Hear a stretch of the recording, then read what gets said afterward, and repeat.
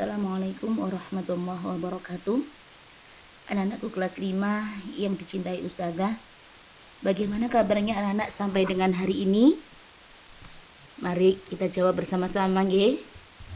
Alhamdulillah, luar biasa, Allahu Akbar.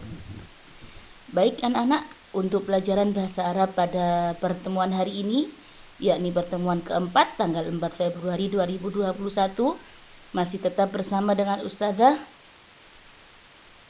Kita belajar bersama-sama masih di bab 1 tentang mubtada dan khobar. Mari kita simak bersama-sama nggih. Apa itu mubtada, apa itu khobar dan lain sebagainya.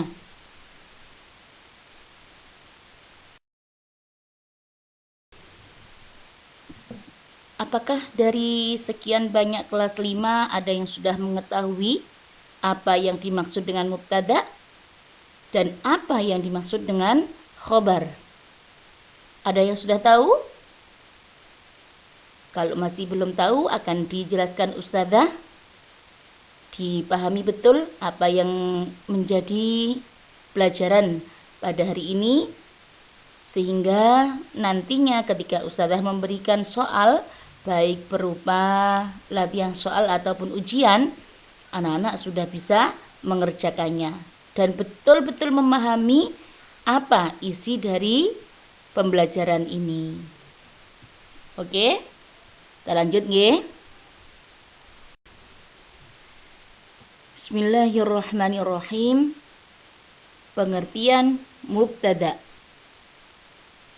Mubtada adalah isim atau kata benda, baik itu berupa bisa hewan, bisa nama manusia, bisa nama benda itu sendiri yang berada di awal kalimat dan fungsinya adalah sebagai subjek atau pelaku.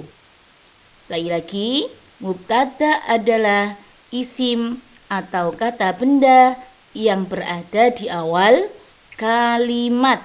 Ya, kata kuncinya ada di awal kalimat. Fungsinya adalah sebagai subjek. Lanjut. Sedangkan khobar adalah kata atau kalimat yang terletak setelah mubtada dan berfungsi sebagai predikat. Diulang Ustazah sekali lagi. Khobar itu adalah kata atau kalimat yang berada setelahnya mubtada. Jadi kalau mubtada itu di awal, kalau khobar berarti di akhir. Begitu anak-anak ya.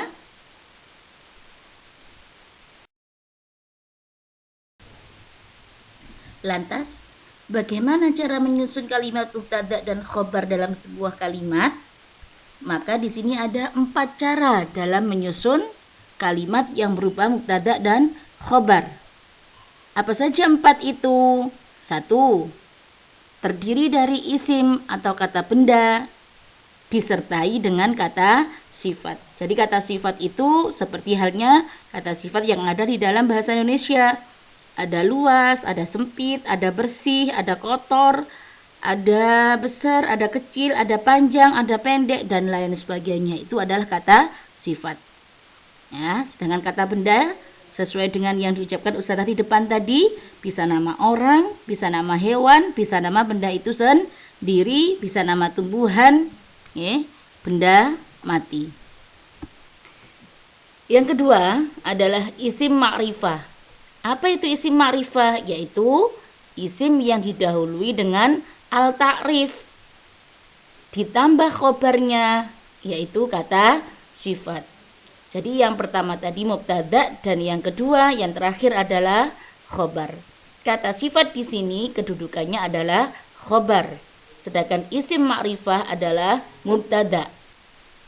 Yang ketiga, isim isyarah dan musyar ilaih. Apa itu? Anak-anak kemarin di semester ganjil sudah dikenalkan Ustazah tentang isim isyarah, yaitu kata tunjuk yang berupa hadza, atau hadhihi, dzalika atau tilka. Lah di situ sebagai mubtada. Tidak bisa hadza sendiri mubtada, tidak bisa, harus disertai dengan musyari ilaih.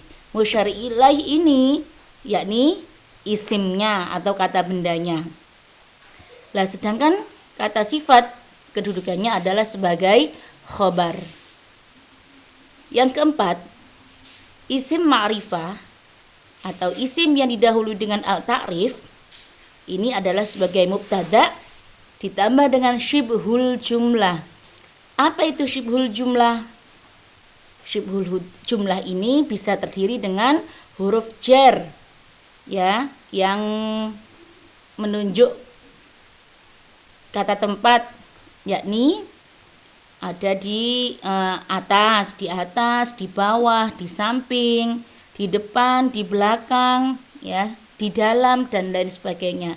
Ini adalah huruf jar dari ke, atau dzarful makan dan isim. Jadi syibhul jumlah itu sendiri adalah terdiri dari huruf jar atau dzarful makan ditambah dengan isimnya.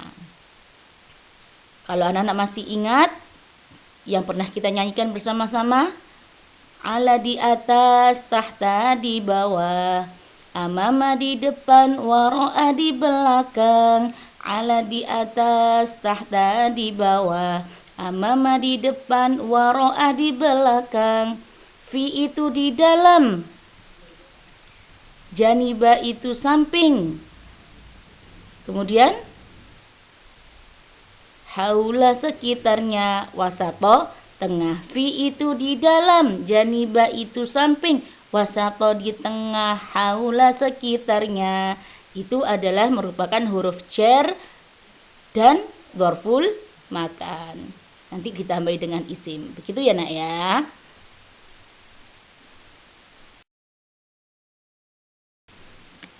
Berikut contohnya. Yang pertama, contoh mubtada dan khobar berupa isim ditambah dengan kata sifat.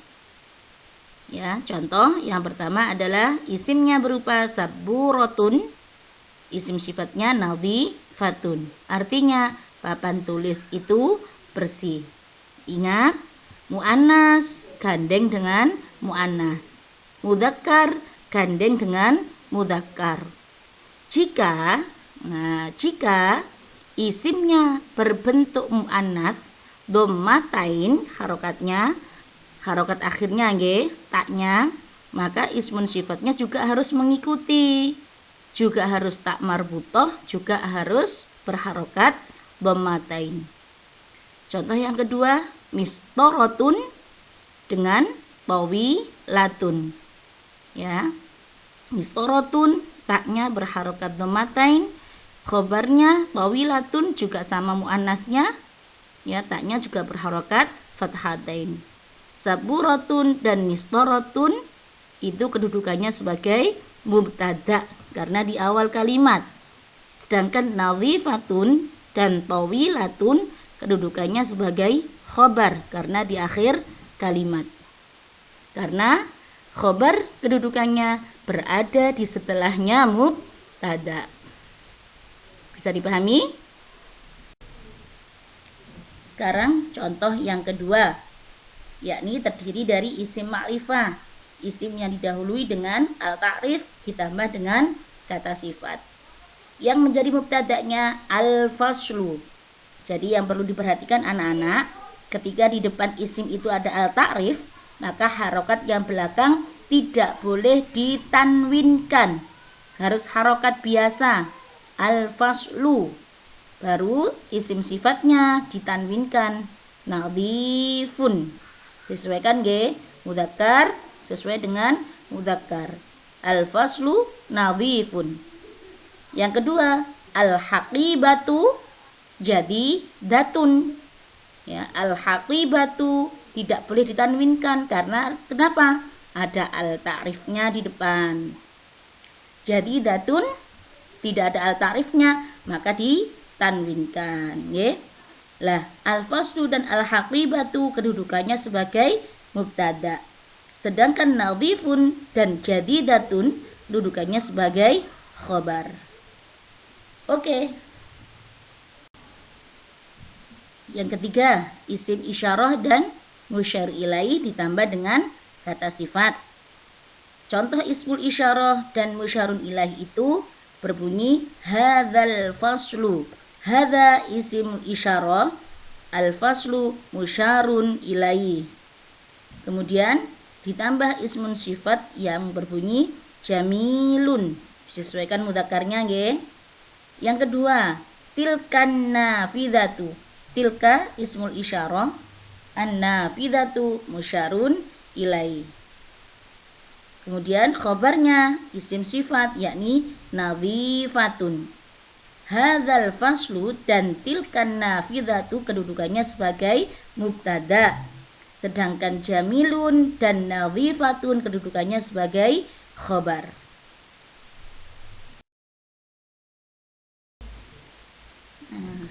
Yang terakhir adalah isim ma'rifah atau isim yang didahului dengan al-ta'rif ditambah syibhul jumlah atau huruf jar atau dzarful makan ditambah dengan isim. Contohnya al-kitabu.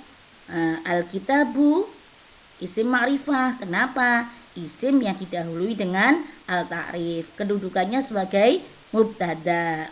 Kemudian alal maktabi kedudukannya sebagai khobar, yang mana ala itu adalah huruf jarnya, al-maktabi itu isimnya. Yang kedua, al-faslu. Al-faslu isim ma'rifat. Kenapa kok isim ma'rifat?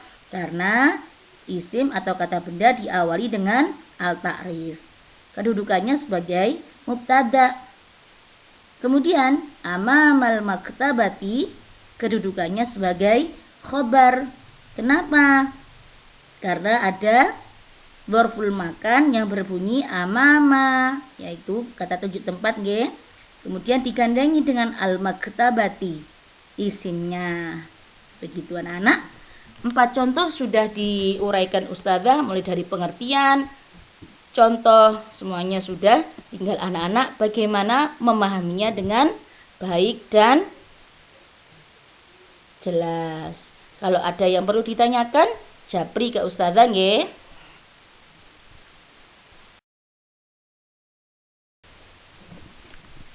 Oke anak-anak, kiranya cukup sekian apa yang bisa disampaikan Ustazah. Mudah-mudahan mulai dari awal sampai dengan akhir apa yang menjadi keterangan Ustazah bisa dipahami anak-anak semuanya. Mudah-mudahan ilmu yang disampaikan Ustazah tadi bermanfaat tentunya bagi anak-anak sampai dengan kapanpun. Kurang lebihnya mohon maaf. Ustazah akhiri, syukran katsiran ala ihtimamikum. Assalamualaikum warahmatullahi wabarakatuh. Pesan Ustazah, jangan sampai anak-anak melupakan sholat 5 waktu, hormati orang tua di rumah, kemudian membaca Al-Quran dan tetap semangat belajar meskipun belajarnya masih berada di rumah. Terima kasih untuk anak-anakku semuanya.